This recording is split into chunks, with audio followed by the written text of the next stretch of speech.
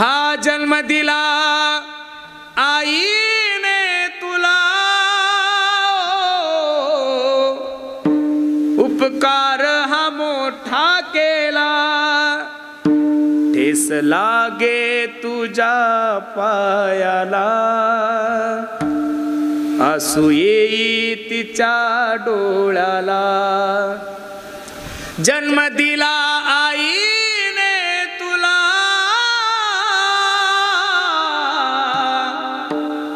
उपकार हा मोठा केला, चैतन्याचा जिव्हाळा ज्ञानोबा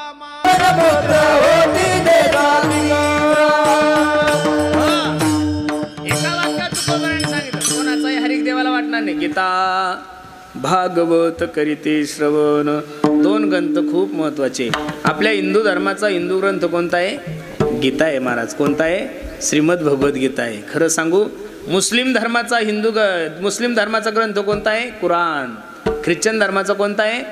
बायबल. आपलं नशीब एवढं खराब आहे महाराज, आपला हिंदू धर्माचा ग्रंथ कोणता आहे? हिंदू ग्रंथ कोणता आहे? श्रीमद भगवद्गीता आहे. पण आपले लोक एवढे लबाड आहे महाराज, कोर्टामध्ये गीतेची शपथ घेऊन खोटं बोलतात. कशाची शपथ घेतात?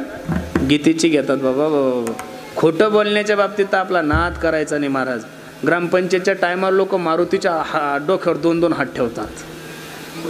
अजिबात नाही. आणि एकदा का सरपंच पदाचे डोळे झाले तर मारुतीला सुद्धा विकायला कमी करत नाही हो लोक, म्हणजे देवाला सुद्धा विकायला कमी करत नाहीये. म्हणून ऐका, गीता भागवत गीता गीता गीता वाचे जे म्हणते, नाही पुनरावृत्ती तया नरा. अर्जुनाचे निव्याजे गीता प्रकाशोने श्रीराजे, संसारा एवढे थोर ओजे, फेडिले जगाते. निमित्त फक्त अर्जुनाचं केलंय. कोणाचं केलंय? अर्जुनाचं निमित्त केलंय.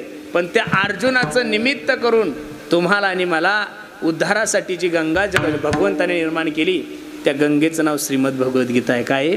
श्रीमद भगवद्गीता आहे. म्हणून गीता भागवत क्षेत्राणाम चैव सर्वेषां यथा काशी हनुत्तमः, वैष्णवानाम यथा शंभू पुराणानाम इदम तथा. सर्व क्षेत्रामध्ये सर्वात श्रेष्ठ क्षेत्र जर कोणतं असेल तर काशी आहे. कोणतं आहे? काशी आहे. सर्व तीर्थामध्ये सर्वात श्रेष्ठ तीर्थ जर कोणतं असेल तर गंगा आहे. आणि सर्वामध्ये श्रेष्ठ वैष्णव जर कोण असेल तर भगवान शंकर आहे. आणि सर्व ग्रंथामध्ये सर्वात श्रेष्ठ ग्रंथ जर कोणता असेल तर श्रीमद भागवत महापुराण आहे महाराज. माणूस जीवन किती जगला याला महत्त्व नाही. माणसाच्या जीवनाला मंगलमय करणारा ग्रंथ म्हणजे काय आहे? भागवत आहे. मानवी देहाला आनंद प्राप्त करून देणारा ग्रंथ म्हणजे भागवत आहे. व्यक्तीला शांती आणि समाजाला क्रांती देणारा ग्रंथ म्हणजे भागवत आहे. भगवंताच्या अवताराचा इतिहास म्हणजे काय आहे? भागवत आहे.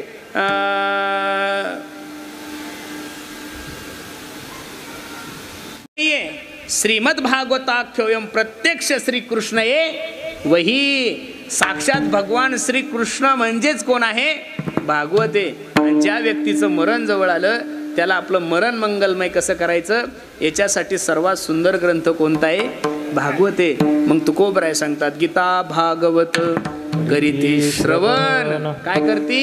श्रवण करती. आणि अखंड चिंतन विठोबाचे. श्रीराम जय राम जय जय राम,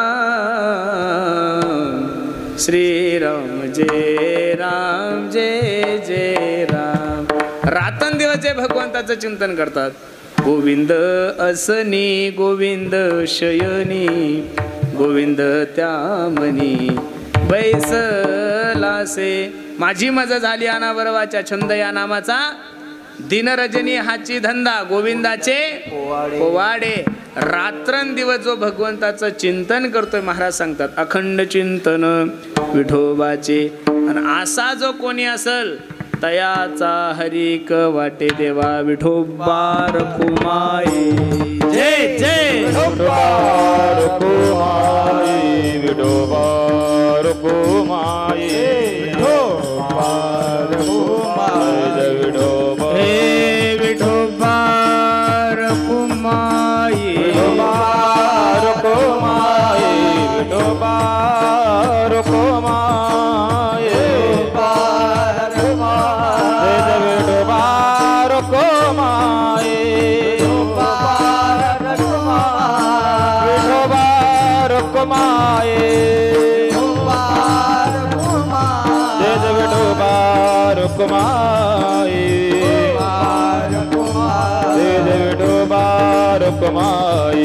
जय जय विठोबा रुक्माई जय जय विठोबा रुक्माई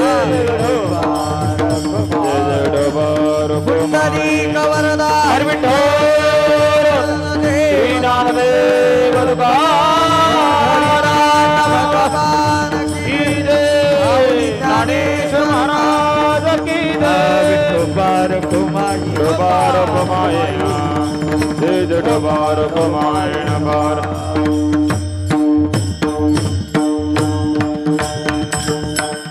गीता भागवत करीती श्रवण अखंड चिंतन विठोबाचे. जे गीतेचं आणि भागवताचं श्रवण करतात, अखंड भगवंताचं चिंतन करतात, अशाची सेवा माझ्या जीवनामध्ये घडो. तुका मने मज घडो त्यांची सेवा, परी माझ्या दैवा पार नाही. तुकोबराय सेवा करण्याची इच्छा अंतकरणामध्ये प्रकट करतात. कोणाची सेवा कशी करतील तुकोबराय? काय कमी होतं तुकोबरायला? वेदाचा तो अर्थ आमाशीच एखाने वाहावा भार माता. तुकाराम तुकाराम अनुरेणुया थोकडा तुका आकाशा एवढा. एवढा अधिकार ज्या महात्म्याचा आहे. मोक्ष आमा घरी कामारी हे दासी होय सांगू ऐसी. तुका म्हणे मोक्ष ज्या माणसाच्या घरी दासी म्हणून म्हणजे नोकराणी म्हणून काम करते, त्या माणसाच्या जीवनामध्ये तो महात्मा तशी कोणाचीही सेवा करणार नाही. पण जे गीतेचं श्रवण करतात, जे भागवताचं श्रवण करतात, जे नित्य आपल्या हिताविषयी जागी आहेत, अशा लोकांची सेवा करण्याचा तुकोबराय मानस ठेवतात. तुका म्हणे मज घडो त्यांची सेवा, परी माझ्या दैवा पार नाही.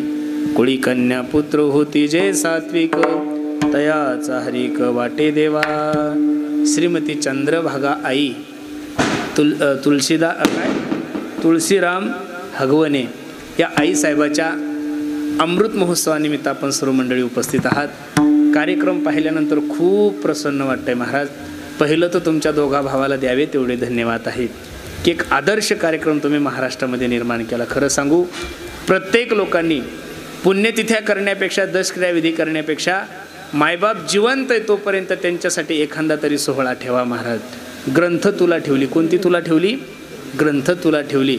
जेवढे त्यांच्या वजनाचे ग्रंथ भरतील तेवढे ग्रंथ या समाजाला काय करायचे? दान करायचे. प्रत्येक कुटुंबामध्ये, मी मगाशी शब्द वापरून गेलो, प्रत्येक कुटुंबामध्ये जर आमच्या गजानन दादासारखा आणि आमच्या राजेंद्र दादासारखा मुलगा जन्माला आला तर जगातल्या कोणत्याच आईच्या डोळ्याला कधीच अश्रू येणार नाहीये. म्हणून या कार्यक्रमातून तुम्ही फक्त एवढाच माझा सिद्धांत घेऊन जा. नाही काही जमलं तुम्हाला तरी चालेल, प्रत्येकानं आपल्या आई मायबापाची सेवा करा. बरं, जिवंत आहे तोपर्यंत करून घ्या. काही अपेक्षा नसती महाराज त्यांना. म्हातारपणी फक्त तुम्ही तुमच्या मायबापाला 2 शब्द प्रेमानं बोलावं आणि फक्त झोपायच्या अगोदर एवढं विचारा, आई जेवलीस का तू? बस. याच्या पलीकड त्या मायेला तुमच्याकडून काही अपेक्षा नाहीये. तुम्हाला जर 9 महिने 9 दिवस तिनं गर्भात वागवलं, तळ हाताच्या फोडासारखं जपलं, तुम्ही जेवण करत असाल, ती जेवण करत असाल, आणि जर तुम्ही तिच्या मांडीवर शी केली, तिनं तुम्हाला फेकून नाही दिलं महाराज. तसंच उचललं, बाहेर नेलं, स्वच्छ केलं आणि परत तुम्हाला त्या मांडीवर बसवलं. मग मला एवढंच सांगायचं तुम्हाला, 10-15 वर्ष जर ती तुम्हाला एवढं ॲडजस्ट करून घेती, तर म्हातारपणे तिला दिसत नसेल, तिला ऐकू येत नसेल, म्हातारा मनुष्य झाला की थोडं जास्त बोलतो, मग 10-5 वर्ष तुम्ही तुमच्या मायबापाची सेवा करता म्हणजे काही उपकार करत नाहीये. माझी सर्वांना विनंती गड्यानो, ज्या दिवशी हे 2 रत्न तुमच्या जीवनातून निघून जातील ना, एक म्हणजे आई आणि दुसरे म्हणजे बाप, या समाजात कितीही लोक तुमच्यावर प्रेम करू द्या, पण आई बापाची बरोबरी या जगामध्ये कोणी करू शकत नाही. पैसों से खाना मिल सकता है, पैसों से भूख नहीं मिल सकती. पैसों से किताबें खरीद सकते हो, पैसों से ज्ञान नहीं खरीद सकते. पैसों से अच्छा बिछाना खरीद सकते हो, पैसों से नींद नहीं खरीद सकते.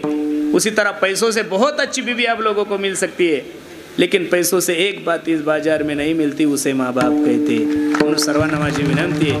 2-4 महिन्यापूर्वी कोपर खिरण्याला एका ठिकाणी कीर्तनाला गेलो होतो. एका माणसाने मला जेवायला बोलवलं होतं. जेवायला गेल्यानंतर 2-4 कोटी रुपयाचा त्याचा फ्लॅट, एवढा सुंदर फ्लॅट होता की बघाव एवढा गोड फ्लॅट होता. सगळे दिसले, मुलं दिसले, नातू पंतू सगळे दिसले. जेवताना मी त्या दादांना म्हणलं, का हो दादा, तुमचे आई वडील दिसत नाहीये?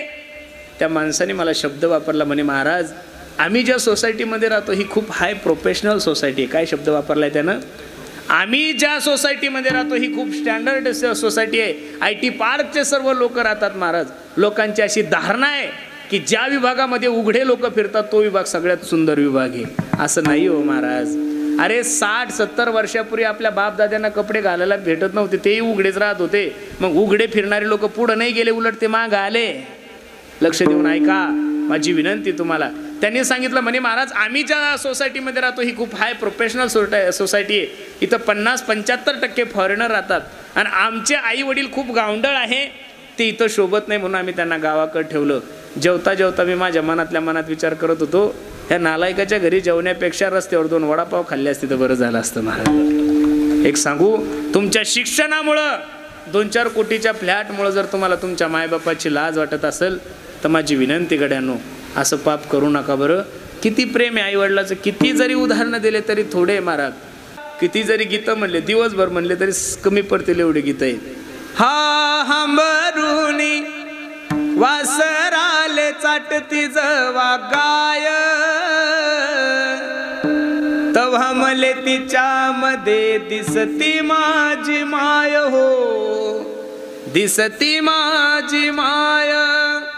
आया बाया सांगत होत्या होतो जवा तान्हा, दुष्काळामध्ये मायेचा माझा आटला होता पान्हा. पिठामध्ये पाणी टाकून मला पाजत जाये, तवा मले पिठामध्ये दिसती माझी माय हो, दिसती माझी माय. म्हणून सर्वांना माझी विनंती गड्यांनो, सर्व काही करा फक्त मायबापावर प्रेम करा.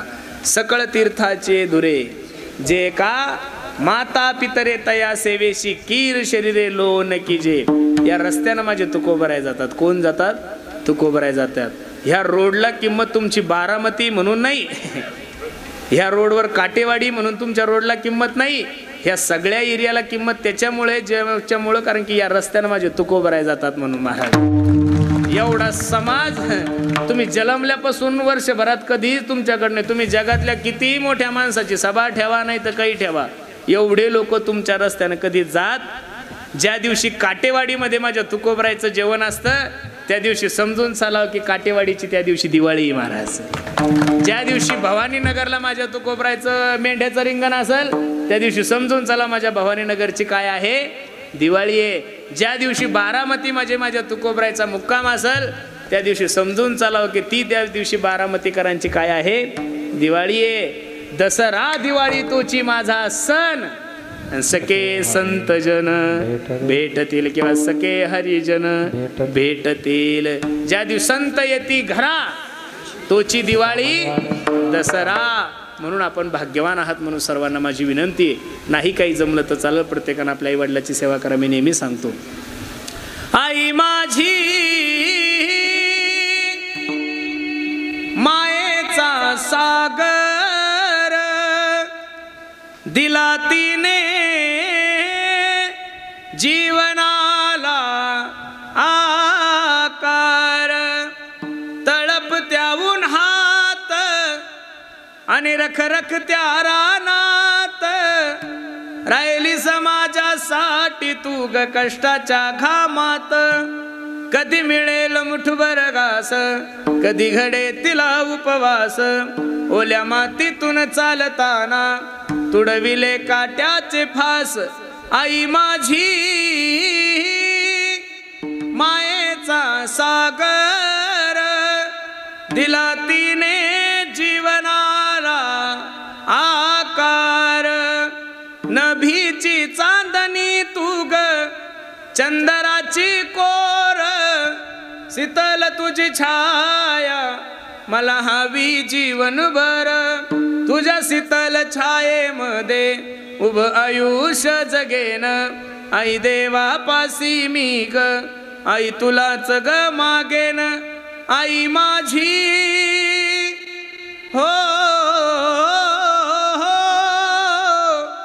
मायेचा सागर दिला तिने जीवनाला नाही काही जमलं तरी चालेल, प्रत्येकानं आपल्या आईवडिलाची सेवा करा. ज्या मातेच्या अमृत महोत्सवानिमित्त आपण सर्व मंडळी इथे उपस्थित आहोत. वास्तविक 75वा त्यांचा अभिष्ट चिंतन सोहळा आहे, बरोबर आहे का नाही? एवढे दिवस कुटुंबाची सेवा करत असताना आपल्या लेकरांना लहानचं मोठं केलं. एकदा गरीब कुटुंबामधून मला असं वाटतं त्यांचे वडील मरण्याच्या अगोदर 10 दिवससुद्धा पेपर वाटायची सेवा करत होते, बरोबर आहे का नाही? वारकरी होते, ज्ञानोबराय तुकोबरावर प्रेम करणारे एक व्यक्तिमत्व. आणि त्या कुटुंबामध्ये हे 2 रत्न जन्माला आले. शुद्ध बीजा पोटी फळे रसाळ गोमटी. आमचे गजानन दादा आहेत आणि आमचे राजेंद्र दादा आहेत. खरं सांगू का, नजर लागावं एवढा गोड कार्यक्रम आहे. मी मगाशी आल्यानंतर त्यांना म्हटलं की एखाद्या शावकाराने कीर्तन ठेवणं साहजिक आहे महाराज, एखाद्या श्रीमंताने एवढा मोठा उत्सव ठेवणं साहजिक आहे, पण कष्ट करून आपल्या आईचा अमृत महोत्सव तुम्ही ठेवला, महाराष्ट्राला सुद्धा लाजवल एवढा गोड कार्यक्रम या कुटुंबियांनी केला आहे. म्हणून या दोघा भावांच्या चरणी मी माझा माता ठेवतो. खूप सुंदर नियोजन केलं, द्यावे तेवढे धन्यवाद आहेत. एका दिवशीसाठी थोडा खर्च नाही आहे महाराज, सगळ्यांची यथोचित सेवा आहे. भोजनाची व्यवस्था, गायक वादक, कधी कधी एक वादक भेटत नाही, आज 2-2 वादक आहे, बरोबर आहे का नाही? कधी कधी एक गायक भेटत नाही, आज गायक वेटिंगवर आहे. टाळकरी आहेत महाराष्ट्रामध्ये, ज्यांचं चॅनलचं नाव महाराष्ट्रामध्ये 1 नंबर आहेत. आमचे जिव्हाळा चॅनलचे मालक अमोलदादासुद्धा. आता अमोलनं बोलवणं एवढं तसं काही सोपं नाही आहे, पण आमच्या गजानन दादांनी राजेंद्र दादांनी सांगितलं आम्हाला मनापासून जीव ओतून आमच्या आईचा कार्यक्रम करायचा आहे, तुम्ही या म्हणजे या. कारण की हत्ती पोचणं तेवढं सोपं नाही आहे. जसं IBN लोकमत आहे, जसं ABP माझा आहे, जसं स्टार प्रवाह आहे, जसं मन मंदिर आहे, त्याच्यापेक्षा 10-5 पावलं पुढं महाराष्ट्रात फक्त एकमेव चॅनल आहे, ते म्हणजे जिव्हाळा चॅनल आहे. एका टायमाला 10-10, 5-5 लाख लोक जो कार्यक्रम पाहतात. अगदी छोट्यातून सुरुवात केली महाराज, पण एका सरकारी चॅनलपेक्षा सुद्धा जास्त TRP आमच्या अमोलदादाला, तेही सुद्धा या कार्यक्रमासाठी उपस्थित आहेत.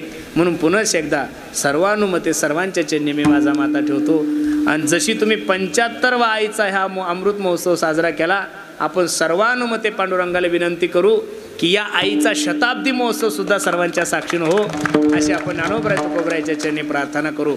अनवाणीला पूर्णविराम देतो. पुन्हा एकदा खूप गोड नियोजन केलेलं आहे. माझी सर्वांना विनंती आहे, कार्यक्रम संपल्यानंतर आईची ग्रंथतुला आहे, ग्रंथतुला झाल्यानंतर सर्वांना सुंदर असं स्वादिष्ट जेवण केलेलं आहे. ग्रंथतुला होईल, त्यांचा अभिष्ट चिंतन सोहळा होईल, तोपर्यंत कोणी उठायचं नाही, बसून राहा. बरेचसे लोक तर आत्ताच आलेले, त्याच्यामुळे तुम्ही काही ताण घेऊ नका.